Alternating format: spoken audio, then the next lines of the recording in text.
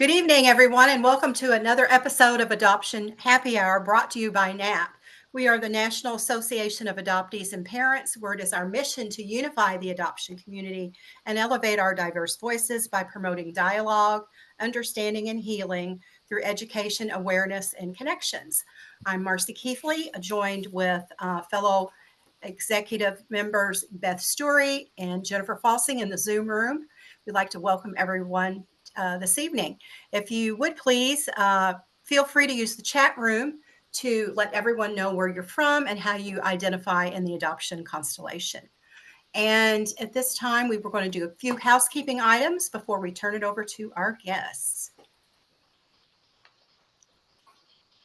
We do like to remind everyone that this is a public meeting with no guarantee that information or identity is confidential. Portions of this event are recorded and may be shared in our private happy hour group on Facebook and on our YouTube channel. If you don't follow us on Happy Hour, Adoption Happy Hour on Facebook, please do so. That's where the replay will be listed later. Please remain on mute, raise your hand on screen or the virtual hand to be recognized. You may post your questions or comments in chat. We'll stop the recording at 8 o'clock and open it up to questions. And at that time, we'll stop the recording. If you are experiencing a serious mental health event or suicidal thought, please contact a licensed professional or the National Suicide Prevention Lifeline by dialing 988. Beth, do we have any reminders or announcements? We do. We want to remind you about NAAP's programming that comes to you each month. Happy Hour is on the first and the third Friday with a variety of guests across the adoption constellation talking about and bringing to us many different topics. We also have Putting Yourself Together After Reunion, a support group facilitated by Dr. Joyce. And that group actually meets next week. They are usually on the third Tuesday, sometimes the second Tuesday. They will be meeting next week on Tuesday at 6 p.m. We also have First Families, Birth Parents Journeying Together, and that group is facilitated by Amy Seek. They actually met last night. They are on the second Thursday of each month. And then we close out the month with Dr. Liz DeBetta facilitating Migrating Toward Wholeness, Rewriting Adoption Narratives in the Constellation. They meet the fourth Thursday, and this month that will be the 28th. And then we start all over again in September with our programming again. Thank you, Beth. Jennifer, do we want to mention anything about September at this time? Well, we just got back. I went with Cara Rubenstein-Dyeran from Right to Know and Rich Urlaub from a whole bunch of nonprofits, but it was Truth and Transparency in Adoption. And we had a booth at the National Conference of State Legislators in Boston. So we want to probably highlight some of that. I mean, there were 6,000 people there, and all we did all day long was talk to people and then went to the parties and talked to people all night. We met lots and lots of legislators. I think we have people interested in a lot of the stuff, so we can definitely talk about that. I'm also going to be gone next week. If any of you know Jennifer Fredrickson, keep her family in your thoughts and prayers. Her daughter is being sued by the adoptive parents. So I will be there in court with Lisa Elaine Scott, who's making the documentary All You Have Is Love, and Michelle Spear. We're going to be in the courtroom, but in my mind, she didn't do anything wrong. She has a website up that is basically a diary to her daughter that she lost to adoption. But these adoptive parents fancy themselves social media influencers, and they use their adoptive children to make money. And she's being sued for millions of dollars because she hurt their brand, even though she never names them or gives anything. So we're going to be there in support of her. And then on the 25th, I'm meeting Lisa Elaine Scott again, but this time in Chicago. And we are going to do a tour of the cradle. So that's kind of what NAAP is up to right now, at least from my perspective. Right. I appreciate that, Jen. Just a little quick update to let everybody know what's going on. Jen's been doing a lot of traveling lately, so I just thought that might be interesting to share. So thanks, Jen. Okay, so it gives me great pleasure to introduce three special ladies that have joined us this evening. Each one of them is a coach, and they represent the adoption constellation. So we're going to learn more about them this evening and what services and support they uh, um, continue to support the adoption community. And I want to kick it off with Kim. And Kim, if you would just introduce yourself, and we'll go from there. All right. Thanks so much, Marcie. I'm Kim. I'm honored to be here. I'm a birth mom. I placed my son for adoption back in the late 80s when adoptions were mainly closed. I had just turned 16 and I didn't have my parents' support or the birth father's support. So at that time, I felt that adoption was my only option. My own healing journey eventually led me to start an organization for birth moms called Birth Moms Today. And that's a support group and resource center, mostly because I saw how desperately we needed a space to be able to process our experiences. First, I tried to run some support groups locally. I tried it at various locations. And through a lot of trial and error, I began to see just how private of a matter this is and how difficult it can be on a Monday night, to just show up for a meeting. And as I, began to recognize that more and more, I started an online support group, and that grew really fast. That was a place where I only allowed birth mothers, primarily because I wanted them to have the freedom to share their experiences. And I think the group is almost at 3,000 plus moms today. Quickly realized I needed some more tools after speaking with hundreds of birth mothers and first moms. So I pursued coaching certification and grief recovery training. So much grief in the adoption journey on all three perspectives. So that was something I really felt I needed to better serve the women that I was walking alongside. Through this work, I met my colleagues here tonight. They are each coaches who are passionate about bringing growth and healing to the adoption community. And what really drew me to them was the shared belief that we have that adoption always includes trauma, and their commitment to approaching this work from an adoptee-centric standpoint, because ultimately adoption is intended to benefit the adoptee. So we're trying to make sure that we're always focused on how we can better serve the adoptee in that way. Together, we developed what we call a tri-spective approach. And tonight, as we introduce ourselves, we're going to speak about how this tri-spective approach can help bridge the gaps in the adoption relationship. And we're going to do that by the image that you see in front of you here with these three chairs. Each of these chairs represents a voice in the adoption relationship: the adoptive parents, the adoptee, and the first or birth parent. And tonight we want to share a little bit about what happens when we hear all three voices and what happens when we don't. For 23 years, I lived with two of these chairs completely empty. My son's adoption was closed, which meant I knew nothing about his life, about his family, or about how he was doing. And you might have heard the term ambiguous loss. This is when you grieve someone who is alive but is absent from your life. And that was definitely something I was experiencing. Without closure or information, I was stuck in this perpetual state of wondering and worrying. And in that void, I did what most humans do. I created narratives about my son. Was he happy? Did he wonder about me? Did he hate me for my decision? The thoughts about my adoptive parents, were they kind? Were they keeping their promises? And the only information that I had was a single letter that the adoptive parents had sent me after placement, where they promised that they would give him a letter that I had written him. And this letter contained everything: my love, my reasoning, and my hope that someday he would understand. And I also mentioned that I would be registered in the adoption registry if he ever wanted to find me. So this letter was something that I felt was the invisible string, to my son. But mostly I lived with these scripts in my mind, that were agonizing. Would he understand? Would he forgive me? What did he think of, me? And then 23 years later, reunion happened. And it happened only because my son happened to discover the letter himself.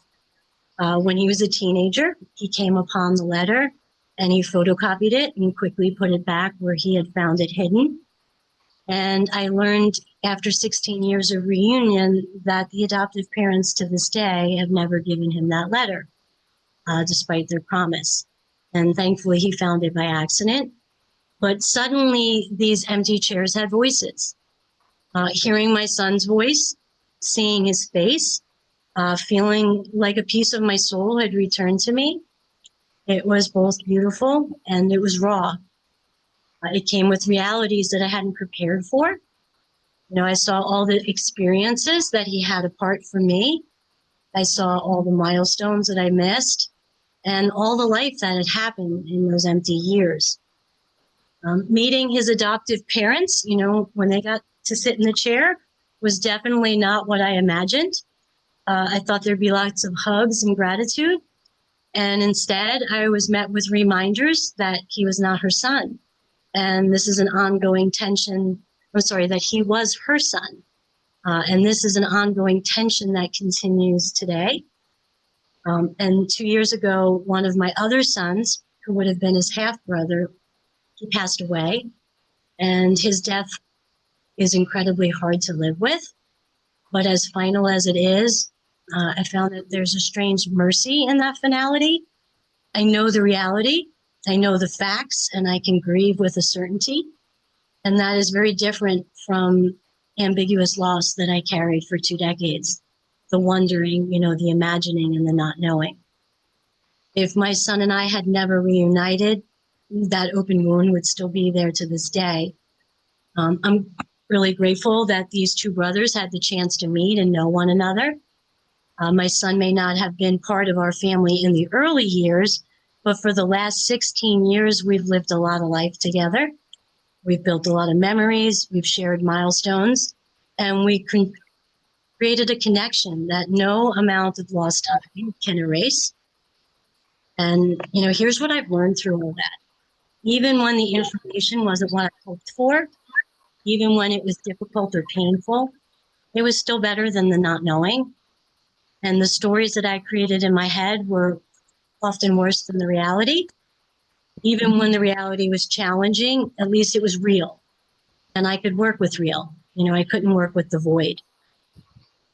When any of the voices are missing, when adoptees do not know their origin, when birth parents have no information, when adoptive parents feel threatened by connection, everyone operates from incomplete information, from fear, and often from false narratives.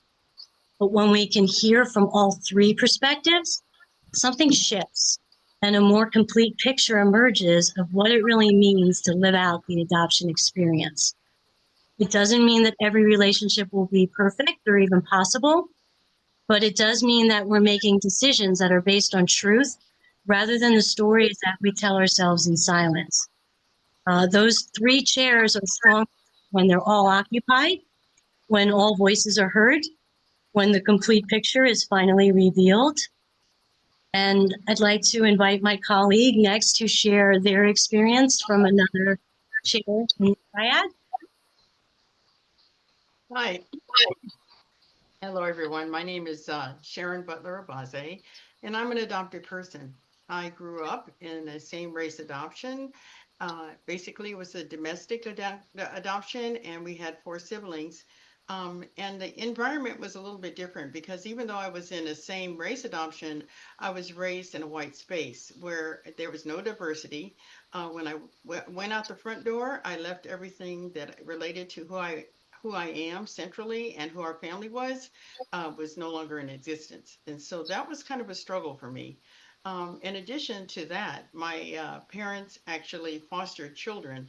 They provide foster care for children throughout our whole entire lives. In fact, they even continued to foster after we had, left the nest, so to speak, and took that along to be sort of like their legacy in terms of what they did to support the adoption process. You know, as growing up, I was in a fog, obviously, like so many adoptees report the same thing. You know, being in the fog, not being able to hear or experience our own identity or understand what is going on around us, you know, because it's just like you're there, but you're not there. And that's how I felt growing up. Um, there was a lot of activity in our home, obviously, because there was four siblings besides myself, and then the foster care children who are going in and out of the door on a constant basis. And so it became obvious to us that we weren't going to hear phrases like "I love you," you know, because it was interpreted through the things they did, you know, the food they gave us, the clothing we had, the beds we slept in, and rules. Rules. They were an honored expression of love. And so that's how we communicated with each other through our actions. Um, this left me at a void, basically, because I didn't understand my capabilities. I knew how to follow rules, and I knew what it was like to live under authoritarian rule and direction. But I took from that a lot of it, and I felt like I had done something wrong, basically. What did I do wrong that I ended up here with these people in the adopted parent position? And I grieved the loss of relationship that could possibly happen, not just in our home, but as I went out the door. Was faced with micro and macro aggressive communication, you know, and the style of our at home from the extended family members was not accepting. That my mother's and father's siblings and our aunts and uncles that were related to my parents did not accept us as being a part of the family. In fact, it was communicated that, you know, okay, these kids are nice and everything, but you know, they're not eligible to get anything in the will. You should leave that to the family members. So it was like we were there in a position that wasn't honored. I lived with from that GI problems, and I had a sweet tooth that could not be satisfied. I just wanted candy and stuff all of the time. And it was sort of difficult for me to understand what was happening to me at that point. Because I looked at the adopted parents' position as I shift over to what was going on there. My mother had actually lost maybe at least two children through miscarriage. And I really didn't know anything about it except for that she was sick at that time. And what that brought to me was basically a woman who was not capable of caring for all this crazy created. And so I was left to see to everything, see to my siblings, see to, you know, what was needed. And I didn't know that she had miscarried, and she didn't actually tell me until later on in life that that was what was going on. Um, I was I realized at that point in her adoptive parent position with having these two miscarriages in my evidence by her behavior in our home that she was grieving the loss of her ability to have children. And basically, she overcompensated by having a whole bunch of kids come around her all the time. That was her soothing, how she soothed herself. And it gave her satisfaction to see all of these kids. But, you know, I now realize that she was suffering from ambiguous loss, a child that never created and it never came to fruition. You know, this is a part of what she went through in the home.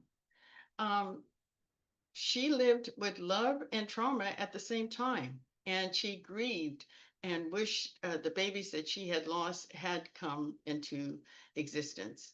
She was sitting in a fixer position. She would fix everything. I can fix that. I can fix this. I can fix everything through routine, rules, and regulations.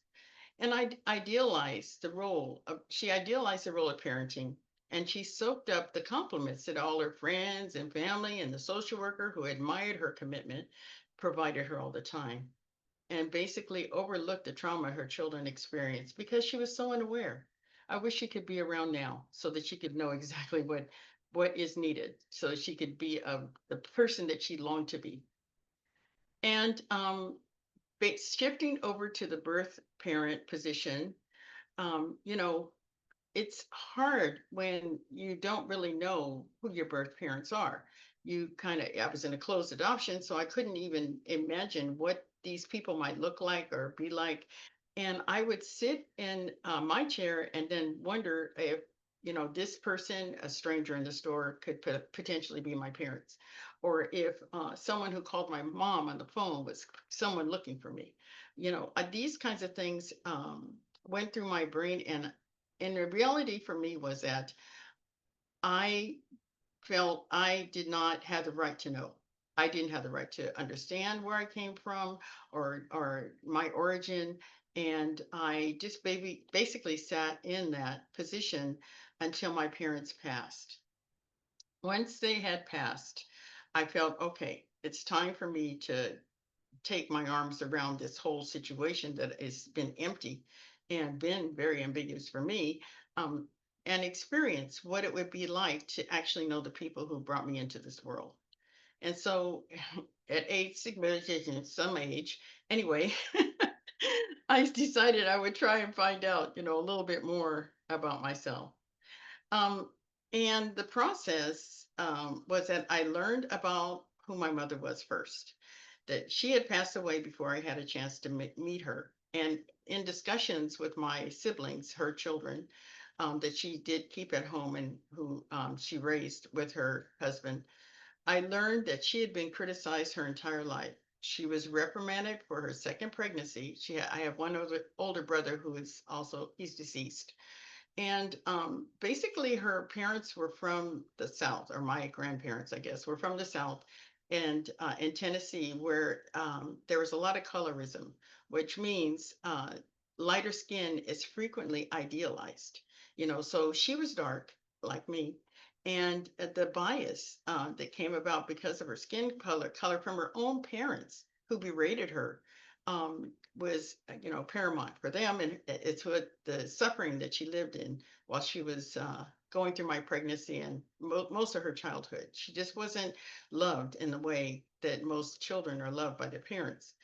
And so she basically went to go seek relationships outside of the home, and became very familiar with men, and out of that I was conceived.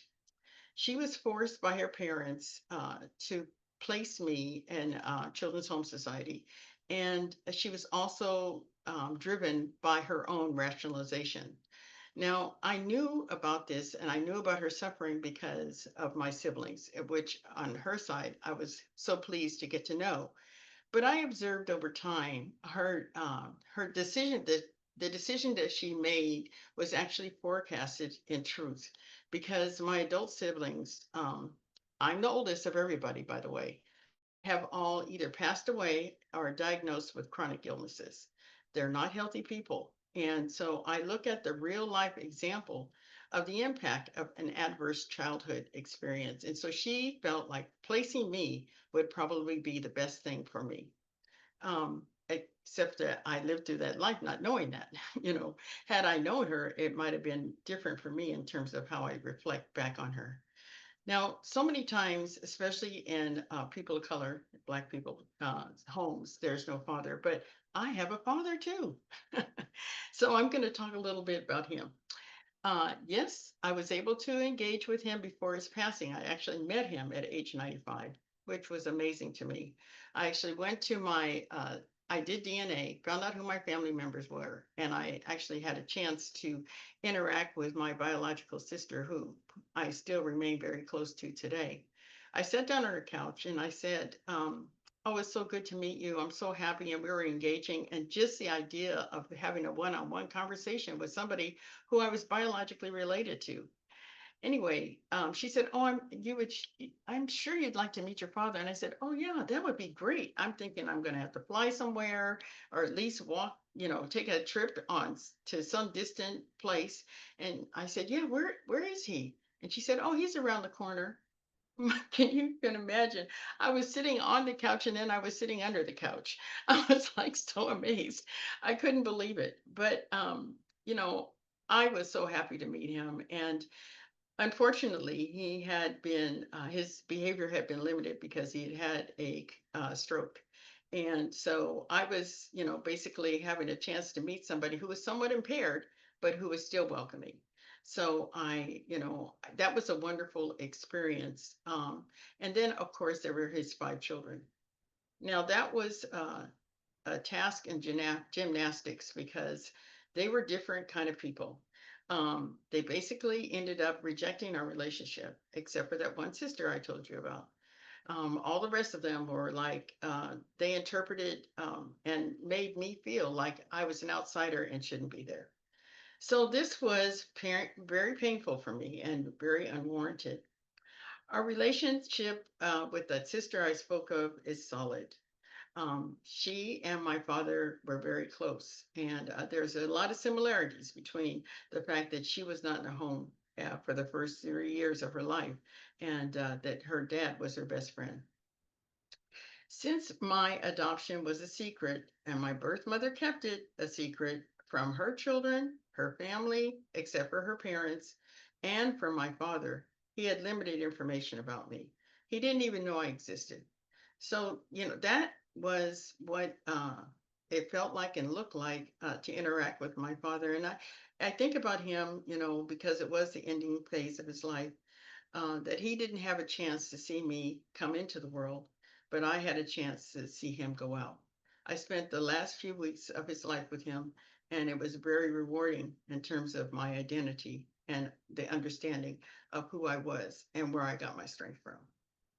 So, the health aspects of what I learned are this. Uh, I learned how to work and be productive. I learned how understanding the importance of relationship, even though you're adopted, through the siblings I was raised with because we were so close. I created boundaries over time to protect myself, and I realized society is not here to extract obedience from me. I learned I am enough and I am lovable, and I developed to understand my human rights access to my identity, which created a sense of freedom for me. And in the process of my reunion, I saw my birth certificate. It said Baby Butler. It's an add-on to my name. My legal name is not including that part of my name, but Baby Butler strengthened me because it reminded me of that famous line in Dirty Dancing: "No one puts baby in the corner." So my journey continues, and the big picture, reflecting on the adults in the scenario of this contribution to my adopted life, helped me to understand my adopted parents love me. My birth parents placed me with the best situation for me at that point in time, and the best outcome of everything is that I am enough. So I'm going to pass this on to Sally. Thank you, Sharon, for passing it on. I just have to take a deep breath because that's really powerful. And you too, Kim. Very powerful. That's one reason why I'm a part of this group, is because every time I hear both of you, I learn something. I'm sitting in my chair and I see those chairs filled, and it helps everything. So thank you. So I'm Sally Ankerfelt. I'm also a coach with Growing Intentional Families Together. I'm an adoptive parent. I'm going to follow the same theme about the chairs. So I have 3 children through adoption, and they're all adult now. I started the journey, my husband and I, way back in 1997. And if you would have presented me with this picture here of these chairs, I would have said, "What other chairs?" you know, that can be a common feeling around prospective adoptive parents. We are all about ourselves, and I'm saying that in a gentle way, but we're so intent on this process. Some of us have been, had been building up to it for years. We're preparing, we're driven, we're motivated, and so we are pretty much turning away or not noticing these other chairs as we start. And my first child was adopted from another country, and this is where that adopted person chair came into view for me. because we flew over to the other country and we met our new child, and we were just elated. And we met with the intercountry adoption board of that country, and found they were looking at us. They were assessing us to make sure that this would be a good fit. And they agreed. And then the last thing they said to us was, take care of our child. So I was taken aback, and I thought, oh, there's a chair that was created over in this other country for this young person who they were hoping also, they said that our child would be productive in their new country, but they were vacating our child's chair in that country, and with it left a valuable, precious resource for that country, a precious person, somebody who was already loved. And it made me realize, oh, this is big. This isn't just about my husband and me. This is about a whole country. So I never will forget that. And it made me want to rise to the occasion of making sure that I'm not only taking care of this beautiful, precious person, but that I'm tending to the country and the culture. So that was the first chair that sort of arose. With our second child, we adopted that child through Lutheran Social Services, and it was an open adoption. So you got to remember back in the day, those photo albums, right? So we put together a photo album, and it was that process of the expectant mothers going in and potentially choosing families for their children. And so our child's mother chose us. And now we had a chance to meet the mother before the birth. And we sat in a conference room, and all of a sudden the birth first parent chair came into stark view. It was like, well, there's a human being behind this. There's this person, and here's the thing. It was not what stereotypically we might hear either, right? Some of us have these images of sort of this. Well, I won't even get into that, but here's the thing. This expectant mother asked us careful, caring questions about what will we be doing if she were to place her child with us. It was even involving making sure that we promise not to pierce any ears. If it's whether it's a boy or girl, don't pierce any ears before the age of 2, or before the age of 2. And it made me and my husband, it made us realize that this connection here is a connection that is tender, and there are real people sitting in these chairs with just as much humanity and as much beauty as where we're at. And so she gave birth, and it was a difficult, painful decision for her. And in the end, she did place her child with us. So that was our second adoption. The third one was when we decided that we thought we'd like to add another family member, and we went with thinking about older children through foster care. And so that's what we did. Our oldest child is the person who joined our family, or we became a family last. And that added another chair to this, and that was all the fostering and all the extended family members that who come into play as well. And so if I could add another chair, we always can add more chairs, it would be that whole piece. I recall being at the funeral of our child's mother, and we were invited by our child, and we met our child's grandmother, and we were right in the entryway of the funeral home, and we introduced ourselves. Hey, we're Sally and Dan Ankerfelt. And then right away they're like, wow. Oh, and I have to add that it was about 10 years of us being a family when this funeral took place, and there was limited communication between the families, partly because the social workers were saying that should be the case. So she just went, wow. And she brought all the other family members over, and she said, this is Dan and Sally Ankerfelt. This is, and I'm not going to say any names, but this is, my grandchild's family. And then they said, we've been wondering all these 10 years, is she okay? Are they nice? Are they treating her well? Kind of, Kim, what you're saying, it was like, and do you think that I ever thought about that?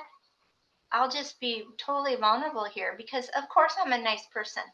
It's like, no, they wouldn't know that.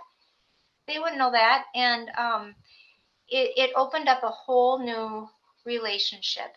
So I got to see in some ways that we had a chair in their life that was empty, and that once that chair was filled, more healing could take place. So those would be my comments about the experiences of the chair. And here, it's hard to even imagine this unless you have experienced it. But our hope today with all of you is that by our sharing our stories about the importance of not only envisioning who's in the chair, but putting people in the chair and actually remembering that there are either empty chairs or imaginary people in these chairs, that our hope is that you can learn from us too, that when we do have closer, tighter relationships, when we don't truncate these experiences so much. I mean, I do believe that the adoption experience is actually promotes separation. It does not necessarily encourage this kind of interwoven nature that is very real inside our heads, and it's very real when we see that there are people who fit these chairs. So before we can we go to the next slide? Is that okay? And then I'll just we'll talk a little bit. So what we did here today is we call the tri-spective exercise. And that is where we invite people to think physically, visually about what chairs do you have in your adoption constellation relationship, which ones are filled, which ones are empty, and which ones have a person that you've created understandably in your mind. And we will sometimes do this in coaching relationships very carefully, very gently, and very, very slowly to invite people to share who's in the chair, who's not in the chair, and how can we make this a more integrated part in your life. And you can see how powerful it might be to ask an adoptive parent if they're talking negatively about the birth parent or first parent, to say, let's pause there for a moment. What are you imagining about that parent? Or what do you know for a fact? Gentle questions that also raise awareness, so that they can see that this relationship is not truncated, but whatever happens to one person in the triad, it affects all the other people, and for some families, the extended families too. Yeah, so we just want to know, we would love to hear from you, what this may be touched in you, or how you have experienced this, if you're willing.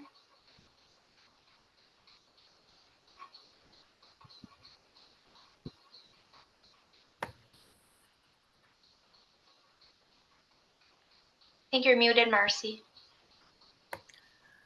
I'm unmuted and muted myself at the same time. Anyone like to make a comment or ask a question? I know personally from experience how this would have been helpful to me, because I'm in the same, I can relate to what Kim shared as a first mom, is just going with the information that you had and never knowing anything, and just being basically shunned and just told to go on with your life as if nothing had taken place. And fast forward almost 30 years later, when I find my daughter and I meet the adoptive mom, and just like Sally was sharing, I mean, she's mine, what are you doing here? Why are you popping up? I mean, we really needed help back then. This was in 2008, and it was really difficult because I didn't know my place. I didn't know my role. I didn't want to be intrusive, but at the same time, this was my daughter. Right. So I was lost, and there was no support even then. It was just kind of, we tried to work it out the best that we could. And it was very difficult. It was very difficult. But that was my experience with the adoptive mom. The adoptive father had passed, and they had given her very limited information, and she had looked and searched, and they could have found me. I mean, they had the information, but they just didn't give it to her. So it was very difficult. And anyway, but that was my experience. And anybody else? Jen, are you there?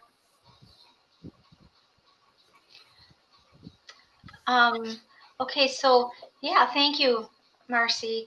I'll go to the next slide, and then after that, we can have more questions at the top of the hour. But we do want to we just want to tell you a little bit more about who we are, and and our main goal here is to honor somebody, and we'll talk about that in a minute, but somebody who we feel really holds the chairs and can see those perspectives. But anyway, this is who we are as a company. We're a coaching company, so we do not facilitate adoptions. We are there for support for all three people in the adoption triad, and also others in the adoption constellation. And we offer individual coaching from the tri-spective view, which is just what you saw here. We also do webinars and other trainings for agencies or other organizations. We just launched a brand new coaching certification course, because we felt like there's a rise in coaching within a modality within the adoption community, and we wanted to be able to have solid training for people who might say, I am an adoption coach, whether that be through mental health professionals or also through certified coaches. And so this training is an in-depth 20-hour training that's also approved by the International Coaching Federation for continuing education. And it helps people look at adoption through all three views and perspectives. And we find what's most helpful is it's all in one place. And it's as if we put the chairs together. There are other trainings out there that might not have, it might be more like, let's have a panel for this or that, this part of the triad, or let's bring in such and such. But we've got the three perspectives all in a row, with the adoptee in the center, the adopted person in the center. And so that is something we're super excited about. It launched in February, and we already have first cohort going, and they have had some really powerful statements about what this has meant to them. And many, actually all of them right now, are from the adoption triad. So we do welcome others who have experience in adoption to either social workers or mental health professionals. But we really, our goal was to have a solid triad representation, because you got to live it too, to be able to really, we feel, have an effective presence for people. So that's who we are, and we've been around for a while, and we're so happy to be able to be a part of the community and for you all having us here tonight. So Yes, thank you everybody for being here today, this evening, because you gave us a chance to talk about something that's close to our hearts. And another thing that's close to our hearts is Marcie, because we had a chance to interview her on our Adoption Matters podcast and talk to her about her life story. And in the process, we came to understand that she authored 2 books, Frankie and Friends, Talk About Adoption, and The Shoebox Effect, which I have read. It transforms pain into fortitude and purpose. And actually, we were honored to be able to announce that she is our Shaping the Future Award winner for 2025. Woohoo! 25, Thank yes. you. It's quite an we honor. we learned about Marcie's story. Uh, Basically, she told us when she was 5 years old, Marcie was abandoned by her mother. Marcie is a birth mother in reunion. She has 30 years later. She was able to uh, marry her daughter's birth father, and together they searched for the child that they found. Her daughter was adopted and was filled with challenges, but Marcie and her husband adopted their daughter continued to struggle mightily, and Marcie and her husband divorced, unfortunately. Their daughter struggles worsened, and Marcie became a guardian of some of her daughter's children. At 68, she learned that her father was not her birth father. The cost of secrecy and lies, and we pause for a moment to consider, when you think about it, the emotional roller coaster that Marcie's been on. She went between relationships that were fractures, grief, and loss, and attempts to connect and heal. And you can imagine how amazing it seemed to us that she actually lived in all 3 perspectives of the triad. So it was a simple task, really, for us to award this Shaping the Future Award to Marcie. And we're just so amazingly thrilled that we were able to uh, meet and interact with her and honor her for her work. And thank you all so much for that. It's very special, and it's just such an honor. And when you said that about the chairs, I just realized that yes, I have a seat in each one of those chairs. Yes, you are the example of the true triad in one. Oh my goodness. Yeah. Um, Oh, it's just well. great. I Well, think that's what makes your work so powerful, is because you do have all those perspectives within your own life. Yeah. And we really admired that. And I do think that is shaping the future. yes, Yep. yeah, it Yeah. is. And then you add on the little DNA surprise there at the end. Yeah, that's Yeah. right. You, Hello. the universe wasn't quite done with me yet, I guess. No, Oh, there's much more. yes. It's a lot. So anyway, that's the end of our presentation. It's been a wonderful experience to be here before you guys today and talk about our twist, or more or less, or the training opportunity and the knowledge that we're taking away and imparting onto people regarding the coaching process and the tri-spective connectivity and relationship building that really needs to happen in the triad. So many times people work in a silo. The adoptee feels alone. The adoptive parent, thinks, this is my responsibility. And the birth mom is somewhere, mourning because she's lost a child, because we're not talking to each other. And so the important factor that we want to leave you guys with is it's so critical that all parties have a chance to engage and build relationship. Like Sally said, when something happens to one, it happens to the whole triad. So we need to be a three-stool stool, three-leg stool to hold up that whole experience that the is having and help them to overcome any limitations they may think they have. So any questions? Okay, I'm going to pause right there, Sharon, and go ahead and stop the recording. This is going to stop the recording at this time so we can open it up to questions, okay? Okay. All right.